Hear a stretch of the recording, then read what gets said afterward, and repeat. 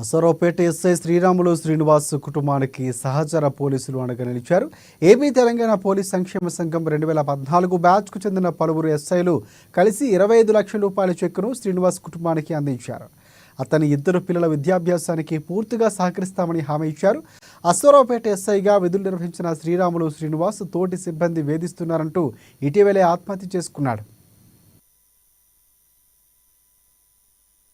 ఉమ్మడి ఆంధ్రప్రదేశ్లో ఉన్నప్పుడు తెలంగాణ మరియు ఆంధ్రప్రదేశ్లో ఎస్ఐలుగా పాసింగ్ అవుట్ పరేడ్ చేసినటువంటి ఎస్ఐలమంతా కలిసి ఒక వెల్ఫేర్ సొసైటీని ఏర్పరచుకోవడం జరిగింది. నిత్యం మేము 24 గంటలు డ్యూటీలో ఉంటూ ప్రజల యొక్క బాగోగుల్ని, ప్రజల యొక్క కష్టాలను తీర్చేటువంటి డిపార్ట్మెంట్ మాది. అది చెప్పుకోవడానికి మేము సగర్వంగా ఫీల్ అవుతున్నాం. అలాంటి ఉద్యోగం చేసే తరుణంలో మాకు కొంత ఒత్తిడి మాకు తెలియకుండానే మా యొక్క మానసికంగా మా యొక్క విధి నిర్వహణలో కలుగుతూ ఉంటుంది.